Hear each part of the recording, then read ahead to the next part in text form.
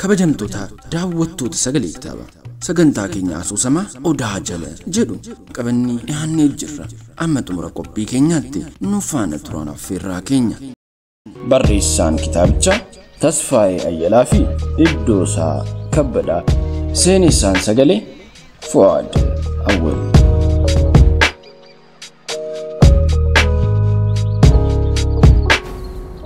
Obbo Maatiyaas dabalatee dhaabbata kana keessatti gaazexeessitoonni hojjetanii tokkoon isaanii yeroo waa'een siyaasaa ka'u yaada koo baruu barbaadu. Garuu garam akkan ta'e beekuu hin dandeenye ture. Kanaaf maqaa siyaasaatiin na miidhuu hin danda'an. Ilaalchi koo tokkoof tokko qofa ture. Faayidaan uummataa haa kabajamu. Kanaanis obbo Maatiyaas waliin walii galtee qabaannee hin beeknu ture. Walii galuufis yaallee hin beeknu. Dubbii walitti ciniinnee wal eeggachaa ganna meeqa dabarsineerra. Guyyaa tokko garuu dubbiin keenya kun akka rakkoo fiduu danda'us hojjetaan hundi ni beeka ture. Tilmaamni kun har'a mirkanaa'e. Obbo Maatiyaas waliin lola cimaadhaan adda baane. Morma wal sillisnee namatu addaan nu baase. Sanuu biiroo isaa keessatti marree ka'umsi dubbichaas xaxamaa ture. Ganama osoo hojii hin jalqabiin biirootti na waamsisanii sagantaan jalqabe tokko akkan dhaabu na gaafatan. Nan rifadhe. Sababni isaanitti himamuu danda'a. Arrabni koo natti hadhaa'eera. Yeroon aaru hadhaatu afaan na guuta. Yeroodhaaf saganticha akka dhaabdu qofa barbaanna. Of tuulanii deebisan. Maaliif sagantichi bara uummataan jaallatamaadha. Rakkoolee hawaasaa hedduus hiikeeti jira. Rakkoolee xaxamoo waajjiroota hedduu keessatti dhokatee jiru baasaati jirra. Maaliif jedhameeti kan sagantaan kun dhaabbatu?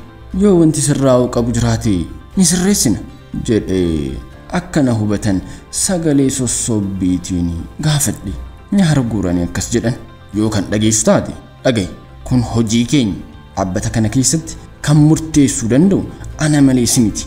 Kun miidiyaa uummataati malee kan namni yaada dhuunfaasaa ittiin gurra uummataatti tuulu miti. Sagalee hollatuun aariidhaan yeroo dubbatan cadhiseen dhaggeeffadhe. Na keessa gaaffiin akkas jedhu ol ka'ee kufe.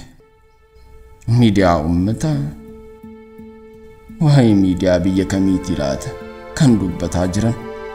Jedhee gaafachuuf onnadhee callinsaan gaadi'ame. Itti fufan akka qeerransa madaa'ee kufeetti iyyaa. Iddoo kee sirriitti hubachuu qabda.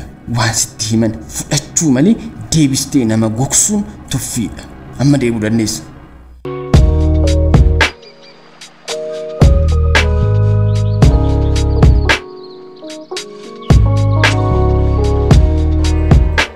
Hojii biraa jalqabuu fi hiixatanii ija narraa kaasan. Keessoon koo akka wayii gubate. Dubbii dhugaa malee qullaa dhaabbatee oliif gadi raastanii sammuu namaa naannessuuf hin muddamiinaami. Aariin koo qonqoo na gubaa jira. Dhageessu dhaabbata kana keessatti kan murteessu dhugaadha. Uummata nama dhuunfaa miti. Jechi koo siniif galaa. Hidhii koo ciniinii qarree ija kootiin ilaaleen ol jedhanii jiru. Kam akkamii haalli kee kun? Na arrabsaa jirtamu? Iyyaan na gaafatan. Ani amala akkasii hin qabu. Nama amala akkasii qabu akkan hin taanes bareechitanii beektu. Ani jechaa kanan jiru maaliif murteen sababa tokkoon illee hin deeggaramne hojiirra oola? Maaliif kun ta'a? Kanaan duras waajjiroota lama irratti sagantaan hojjedhee ture. Sababa hin amansiisneen irratti hordoftanii sagantichi qilleensarra ooluun qabu, tamsaasa argachuun qabu jettanii aangoo keessaniin hambistan. Dhaabbanni leenjii konkolaachistoota tokkos hojii seeraan alaa ta'e akka hojjechaa jiru bira gahee sagantaa sana of eeggannoo cimaa ta'een ture. Kanan hojjedhe. Garuu sagantichi uummataaf akka hin geenye godhame. Sababni guddaan balaa tiraafikaa hanqina dandeettii konkolaachisummaa akka ta'e garuu hundi keenya ni beekna. Sadiin dura akkanumaan hoogganaa waajjira bishaan albuudaa fi enerjii magaalittii warshaa bishaan saamsamee oomishu tokko irratti qarshii nyaatee daba uummata irratti hojjete saaxiluu fi bira gahee ragaa qoobsaa hin taaneen sagantichi akka na harkaa fashalaa'u ta'e. Rakkoo amansiisaa hin taaneen torban lama caalaa bishaan akka bade godhanii tamsaasa addaan kutuun hawaasni filannoo dhabee bishaan saamsamee bitee akka fayyadamu namoota taasisanii fi dhaabbattanii karaatti na dhaabdan. Dhiibbaan kun hundi maalidha? Afuuran sombatti naqad kana qofa miti jedhee rakkoolee kanaan dura na mudatan hunda ragaa qabatamaa ta'een dubbii jalqabee ittan fufe.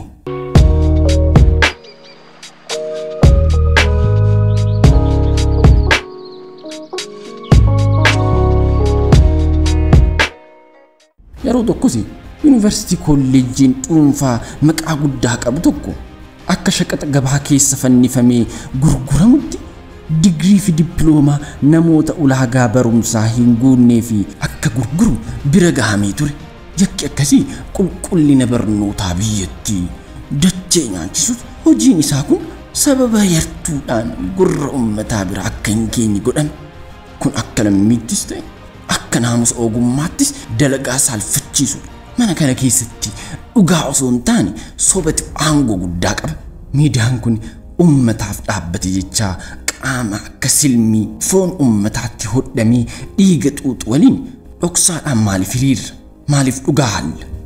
Kanaa naamusni gaazexeessummaa akka ogeessa miidiyaa tokkotti lammiif quuqamuun akkanaa tole. Haa ta'u jedhiin hunda dhiisee karaa isin jettaniin fedhii keessan guutuuf of xinneesse. Gadi jedhee waan jettaniin buluuf tattaafadhe. Har'ammoo kanaan natti dhuftanii sagalee hollatuun hin gaafadhe. Osoon boo'ee natti tole. Abdiin onnee na guutee ture waan coba qeenxeetti hafe ta'ee natti dhaga'ame.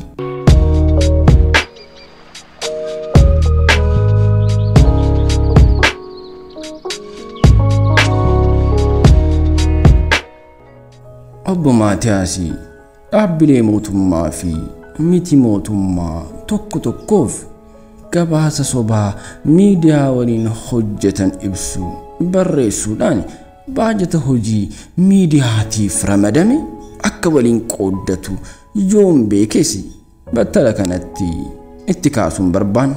Iccitii balaa guddaa ta'e isatti fiduu danda'u kana akkam beeku yoo bare dhiigni mataarraa bahee tasana harkaa miliquu danda'a.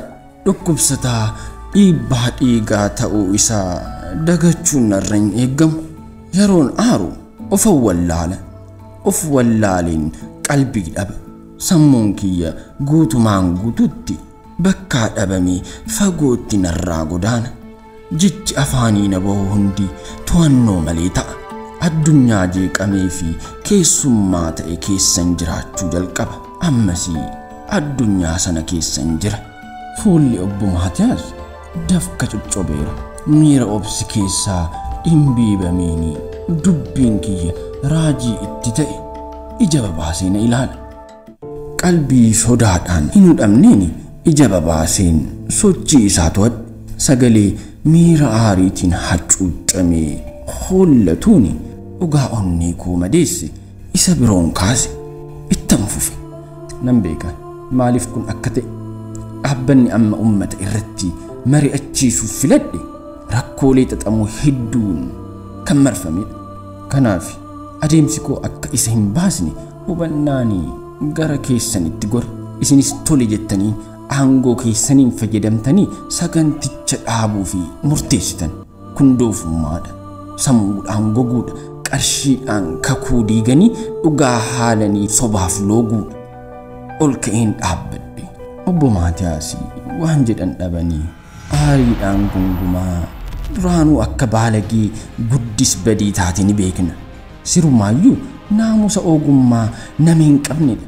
Erbeenii aduu keessa gatamee ture akka kee goggogee hin argamu. Naamusa zeeroodha. Duwwaa. Hafuurri isaanii ni ciccita. Akka maraatu sagalee ol kaaseen kolfa koo akka bakakkaa gadhiise tasan dhoose.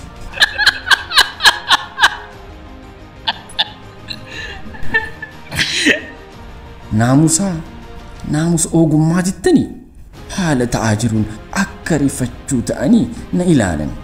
Naamusni ogummaa kan biyyoo nyaate guyyaa namni waan hin beeknee fi beekus hin dandeenye keessa seenee borcudha.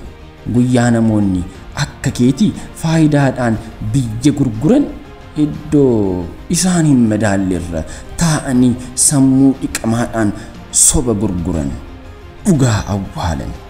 Guyyaa sana naamusni ogummaa kan lafa bu'ee biyyoo arraabe kufee gangalate.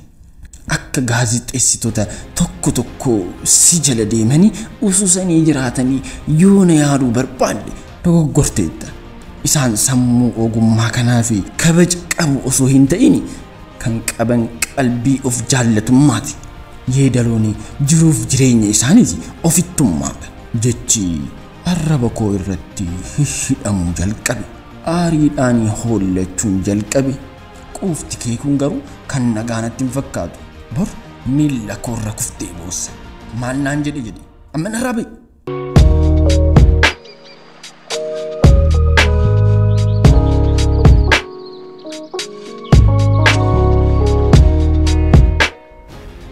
Balaa keessaa bahuu hin dandeenye ofitti waamii ija tuffiitiin fuula narraa deebisanii waraqaa asiif achi fuffudachuu jalqaban. Miira aarii fuula isaanii boojee kottoonfatee jiru dhoksuuf fakkaata. Hin bahu iddoo kana kan mootummaan siif kenne akka uummata ittiin tajaajiltu malee akka ittiin daldaltu miti. Keessi koo akka laastikii gubatee walitti dacha'eera. Kan miilarra kufee siif gaggabumu kan ergama isaa dagate akka eegee si jala deemaa oolu malee anamti. Onneen koo gootummaadhaan guutame. Sodaan keessaa dhimbiibameera. Xiiqiitu na gootomse. Obbo Maatiyaas ol ka'anii gara kootti siqan. Qaamni isaanii guutuun ni hollata.